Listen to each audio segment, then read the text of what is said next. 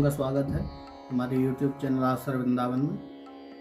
और आज हम पुनः अपनी रघुवंश महाकाव्य की इस कड़ी में रघुवंश महाकाव्य द्वितीय सर्ग का दूसरा श्लोक हम लोग आज उसको देखेंगे। प्रथम श्लोक में हमने देखा था कि जो नंदिनी गौ है वो ऋषि वशिष्ठ की आश्रम से चलती है तो कैसी उसकी शोभा हो रही है, वो कैसी गाय है, कैसा सुंदर वर्णन उसका हम लोगों ने पढ़ा था।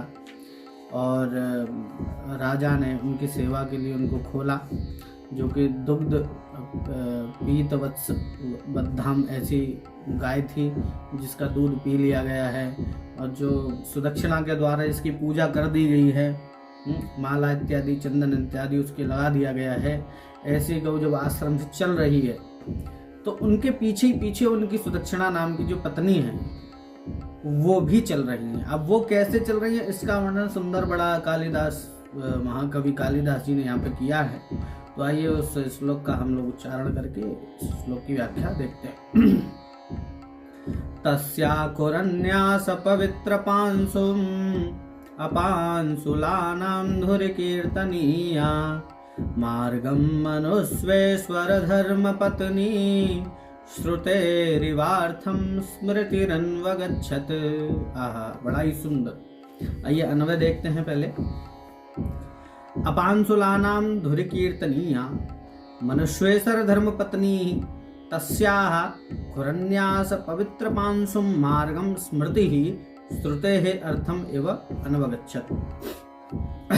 बता रहे हैं, देखिए बड़ा ही सुंदर यहाँ पर सुदक्षिणा के लिए विशेषण उपयुक्त किए हैं कालिदास। बता रहे हैं कि तस्याः खुरन्यास पवित्र पांसुम अपांसुलानाम धुरि कीर्तनीया। अपांसुलानाम का जो अर्थ है वह है पतिव्रता नाम। धुरि अग्रे, कीर्तनीया गणनीया गिनी जाती हैं। मनुष्वेश्वर धर्मपत्नी दिलीप राजा महिषी जो सुदक्षिणा है वो उसका विशेषण जो बताया है वो कैसी है। बोले अपांसुलानाम धुरि। अपांसुल जो नारियां हैं उनमें सबसे श्रेष्ठ कीर्तनिया मतलब गिनी जाती हैं। ऐसी सुदक्षिणा नाम की दिलीप राजा की महिषी है। और खुरन्यास पवित्र पांसु, सफ विन्यास पवित्र रेणु। जो गाय के खुरों से जो रज जोड़ती है वो रेणु, उसको कहते हैं खुरन्यास पवित्र पांसु।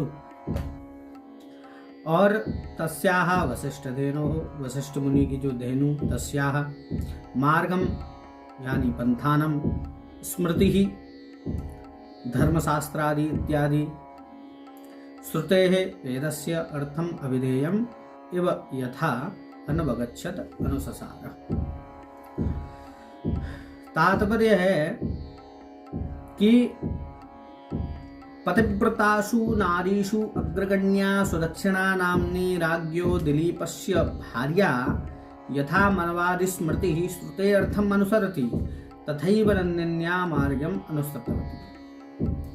जैसे स्मृति और धर्मशास्त्र वेदों का अनुसरण करते हैं वैसे ही सुदक्षिणा नाम की जो राजमहिषी थी उसने उस नंदिनी गाय का अनुसरण किया। जैसे वेदों के कदमों पर ही, वेदों के अनुसार ही कोई भी इतिहास पुराण इत्यादि उनके पीछे पीछे चलते हैं, वैसे ही राजा की जो पत्नी है वो भी गौ के पीछे ही ऐसे ही अनुसृतवती, अन्वगच्छत वो चली।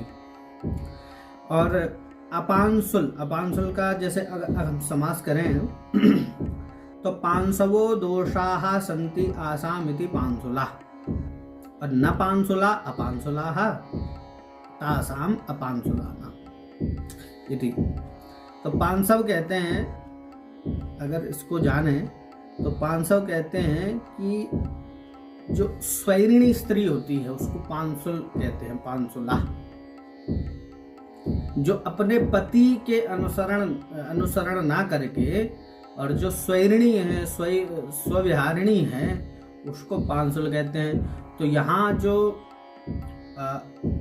अपांसुल कहा है, अपांसुला कहा है, वो सुदक्षिणा के लिए कही है।